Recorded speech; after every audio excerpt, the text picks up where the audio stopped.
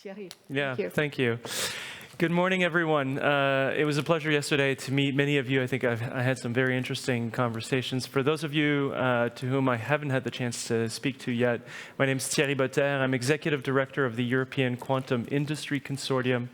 It's a large grouping of European companies, primarily SMEs, that are active in the quantum space, all quantum technologies included.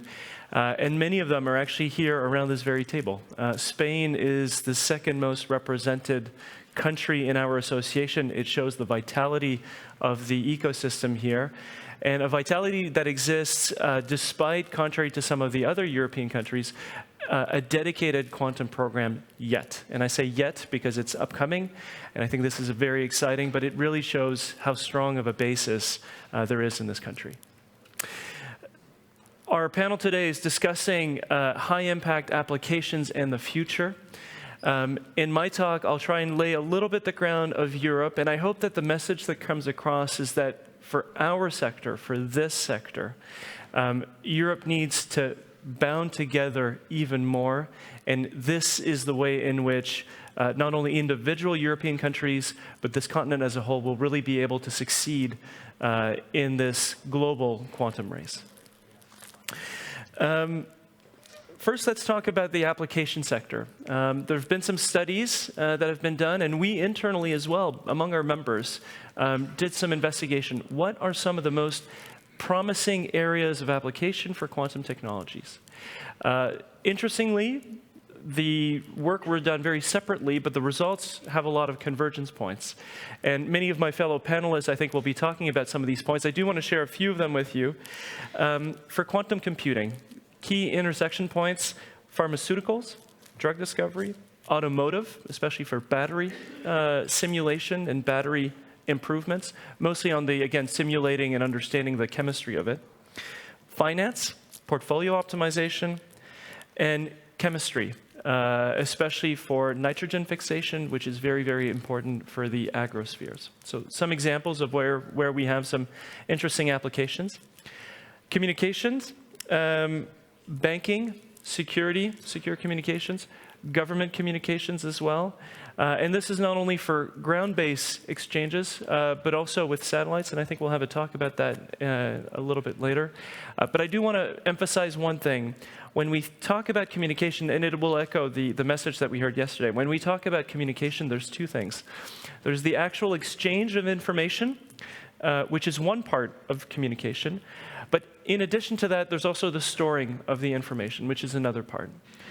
When we think of quantum communication, people often think about QKD, quantum key distribution.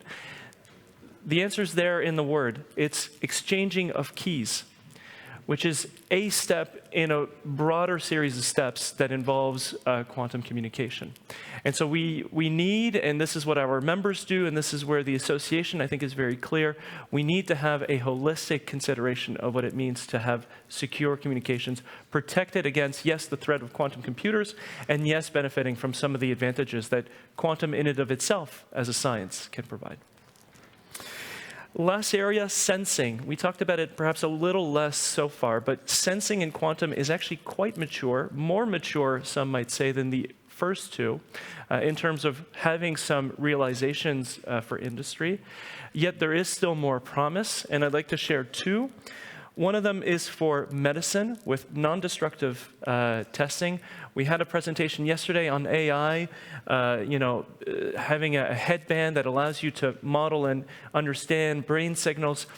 Similarly, with quantum sensitivity, we can expect to have even more precise information about some of the human, not only brain activities, but generally non-invasive sensing of various biological functions. And then lastly, automotive or transportation more generally, in terms of autonomous driving, autonomous capabilities. I think this is another area where quantum sensing can have a big impact. All right, I will put aside the application realm for the rest of the talk, and what I'd like to speak about now are some of the key ingredients that will make a huge difference in the future and will be a deciding factor as to whether or not Europe and its different countries are able to really succeed there. First one is workforce. I'm going to draw a parallel to the AI space. I'd like to bring forward some statistics that were gathered by a think tank called Macropolo, Chicago-based.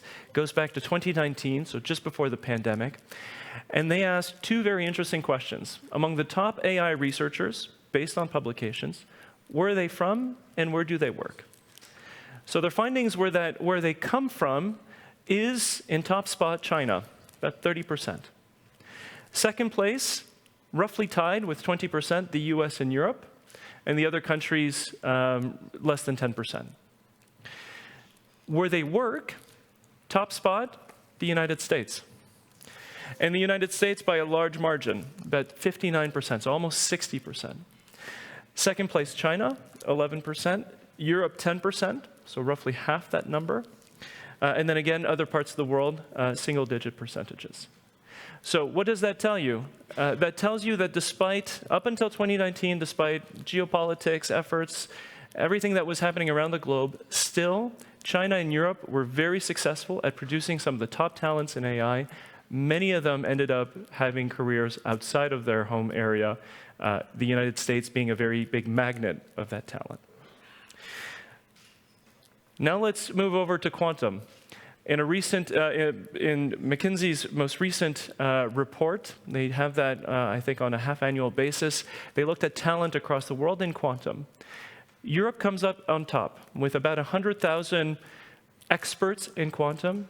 One may debate exactly how these numbers were obtained, but let's take it for granted for a moment. And interestingly as well, not only in absolute numbers, but also in a per capita basis is Europe on top, with their estimate about 230 people per 1 million inhabitants in Europe.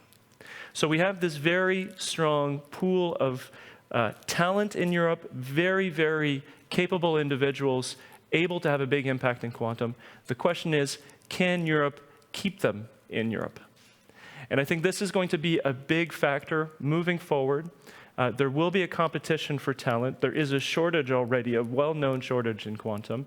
And this is only going to be exacerbated moving forward with ever more demand for it. So how Europe is able to keep that talent at home, it's clearly able to produce it, but how able it is to keep it here will be a discerning factor. The second topic I'd like to bring is IP. IP is an essential tool, especially for young companies that are starting up, trying to carve out a space in the intellectual world about where they have a capability. So what's the current status? So today, if we looked at first IP filings, and this is for the period of the last decade, so 2011 to roughly 2021. In that period, the #1 place with first filings, China, by a large margin. Second, the US, third, Europe. Now here's the interesting thing, and China, by the way, in this number is about 50% of all first filings. Now here's the interesting thing.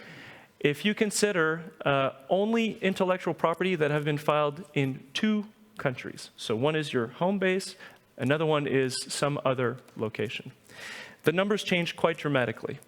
The United States is now first in that list with 55% of patents.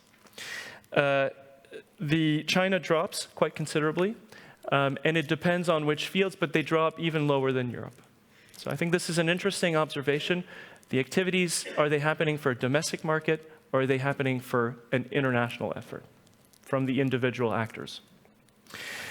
How is it distributed? The area where we have most uniform distribution between the different blocks is in quantum communication. So quantum communication, based on the numbers we've gathered, the US, China, Europe each have roughly plus or minus 25%, with the last quarter being distributed in other parts of the world. The one that is most unevenly distributed is quantum computing. And quantum computing, it's actually quite staggering if we consider again, intellectual property that are safeguarded in 2 or more areas. The US comes on top quite substantially, 70% of all filings. Europe 13%, Japan 8%, China only 7% in that category. And if you look a little bit more closely, well, who exactly owns this IP? The top 3 that are observed, IBM, Microsoft, and Google. So large companies that have to themselves establish a very strong footprint in this intellectual property space. So what does this mean? It means that for Europe, this subject of IP, and especially for the startups, is going to be an essential area for them to defend, at least a small part of the business. And as they grow, they will need to be very careful about where they can operate and where they cannot operate. And clearly already there's a big head start in the US, or by US firms. So where that puts Europe is an important element. A few things to note. IPs are not the same everywhere. Europe and the United States, for instance, differ dramatically on what they consider patentable when it comes to software. The US does recognize software as a patentable element. In Europe, there must be a technical character. What does that mean? It typically means that the software must be implemented in a system, in a technical system, in order for that to be patentable. That's a very, very big distinction between the two. And for software specialists, European software specialists, that's a very difficult hurdle to overcome. Because locally, what they do is not considered patentable, so how they operate and how they position themselves becomes ever more complicated. One last point I'll mention on this, the Unified Patent Court. So Europe is going to a place where companies will be able to file lawsuits centrally in a single area. It's a development that's happening at an EU level, but not every EU country has abided by it, or rather has signed up to it. Notably Spain. Spain has decided, for reasons that are, to me personally, unclear, decided not to sign up to this. So in wanting to have more uniformity, I think we need to account for the fact that the Europe we have today still lacks, in many degrees, some uniformity, and this creates distortions. And I think this is one example where Spain has taken an odd route. I'll finish off on one thing, funding. Funding is hugely important. In the quantum space, there's an estimate that today there are about the same number of startups, new companies in this quantum space in the US and Europe. Their access to funding, according to statistics, factor of 10 difference. 10 times more capital has gone to the US than for European startups. Moving forward, this access to capital will become the lifeline of European companies. If it's there, they will succeed, and if it's not, they will sadly find, or they will not be able to compete internationally. So this is a really big element, and I think something to reflect on. What can we do to change that trend? Thank you. Thank you. We could have